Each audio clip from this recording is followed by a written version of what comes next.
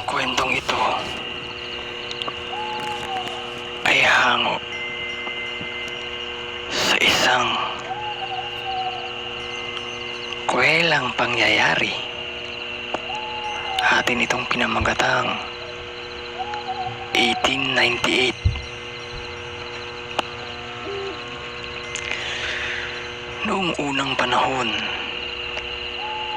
ng Kastila, ay mayroon isang bayan sa Kabisayaan na pinamumunuan ng isang paring Heswita. Tahimik at payapa naman sa bayang iyon.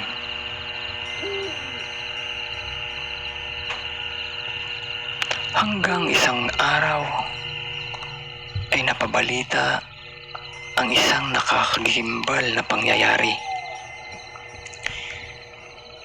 Isa sa mga kanayo nila ang nagbalita na may isang pamilya sa kabilang bayan ang pinatay at ang kanilang pinaghihinalaan.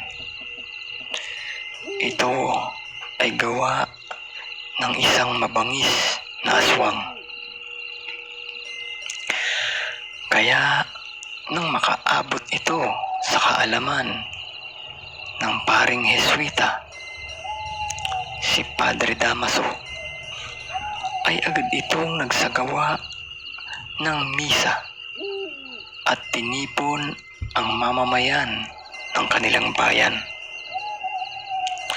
At sinabihang maagang magsara ng kanilang mga bahay at siguraduhin nakasarado ng maigi ang kani-kanilang mga pinto at maging ng mga bintana. Makatapos ng pagpupulong, mga bandang 3:00 ng hapon, ay nagkanya-kanya na ng uwi ang mga tao sa baryo. Si Padre Damaso naman ay bumalik na sa simbahan nang bigla nitong maalala na may nakalimutan siyang gawin. Ang diligan ang kanyang mga paboritong halaman, bulaklak, at ang nag-iisang puno ng bayabas na nasa likod ng simbahan. Medyo papadilim na at nagmamadali na ang pari. Nang makarating siya ay agad niyang tinubigan ang mga bulaklak at halaman hanggang sa magawi na siya sa may puno ng bayabas. Malalaki ang mga bunga nito. Nang may mapansin si Padre Damaso sa may itaas ng puno, isang tila hugis tao ang di yata nasa itaas ng puno ng bayabas. Kaya agad ay dahan-dahang nilapitan ito at sinipat kung ano o sino ang nasa itaas ng puno. Hanggang sa maaninagan niya na kung ano iyong nasa itaas. Ito pala ay ang batang si Nena. Abalang-abalang namimitas sa puno na pag-aari ng pari. Kaya sinabihan ito ng Padre Damaso na bumaba. Pagkababa ay takot na takot si Nena dahil nahuli siya ng pari na nagnanakaw ng mga bunga ng bayabas. Subalit, likas na mabait ang pari. Kaya imbis na parusahan, ay pinagsabihan na lamang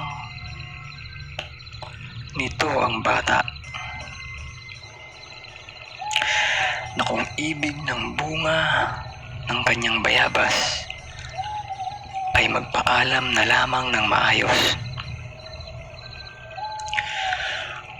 bago umalis ay binigyan pa ni Padre Damaso ng 5 sentimo ang batang si Nena.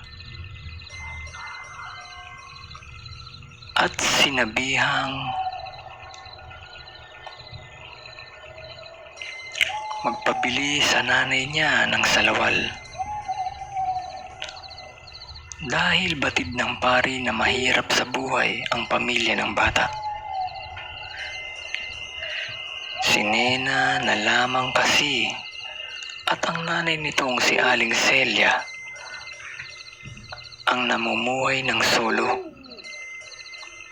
Simula nang mapatay ang kanyang ama ng mga gwardiya sibil nang mapaghinalaan itong isang katipunero. Masayang umuwi ang batang si Nena at ikinuwento nito sa kanyang nanay Celia ang kanyang pamimitas at kung paanong nahuli siya ni Padre Damaso na nagnanakaw ng mga bunga ng kanyang tanim na bayabas. At ikinento pa ni Nena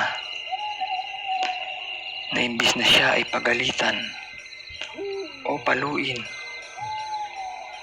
ng pari ay binigyan pa siya nito ng 5 sentimo para pambili daw nga niya ng salawal.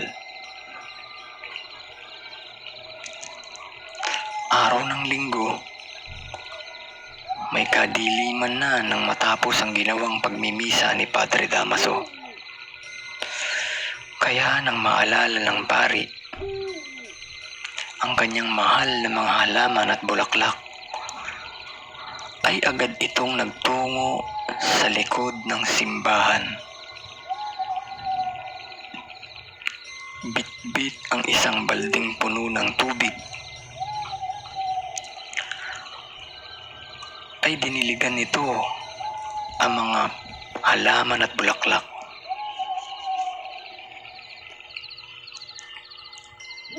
Hanggang sa mapadako si Padre Damaso sa nag-iisang puno ng bayabas na naroroon. Nag-aagaw na ang liwanag at dilim ng mga oras na yun. Nang may mapansin ang pare, napansin niyang may isang malaking figura na nasa itaas ng puno.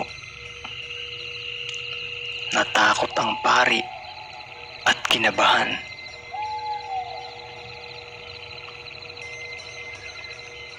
Panay ang sign of the cross ng pari. Subalit, bunga ng kuryosidad ay nanaig ang pagnanais nitong malaman kung aswang ba ang nasa itaas ng puno. Dahil may kalakihan ang kanyang nakikita sa itaas.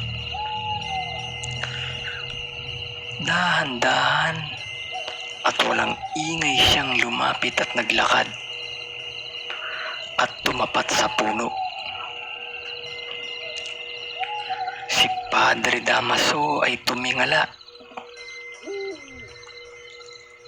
at sinipat ng maigi ang bagay na nasa itaas ng puno ng bayabas. Nagulat at lumaki ang mata ni Padre Damaso sa kanyang mga nakita. Sumigaw si Padre Damaso ng, "Nena, bumaba ka dyan. Jasking bata ka, ikaw na naman. Hindi ba't sabi ko magpaalam kapag kukuha ng bayabas?"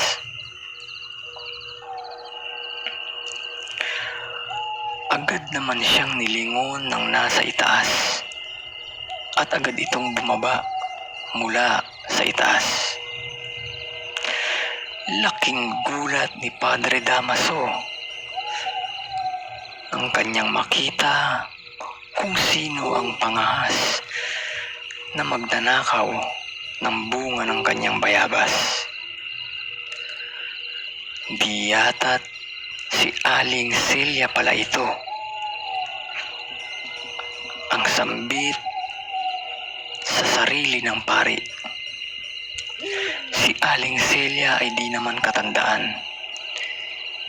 Ito ay nasa pagitan lamang ng 25 anyos hanggang 30 anyos na gulang. Makinis at maganda rin ang hubog ng katawan. Kaya imbis na magalit si Padre Damaso, ay kinausap at pinagsabihan na lamang niya ito, gaya ng ginawa niya kay Nena nung mahuli niya ito. Bago umalis ay binigyan ng 10 sentimo ni Padre Damaso si Aling Celia. Tuwang-tuwa naman si Aling Celia dahil tulad ng anak niyang nakita ni Padre Damaso na umakyat sa puno ng walang salawal, ay binigyan ito ng pera. Ganon din kasi ang ginawa ni Aling Celia. Umakyat din siya ng walang salawal sa puno ng bayabas. Bago umalis ay inabutan nga siya ng pari ng 10 sentimo. Bunga ng kuryosidad ay natanong ni Aling Celia si Padre Damaso kung para saan ba ang 10 sentimo na iniabot ng pari sa kanya.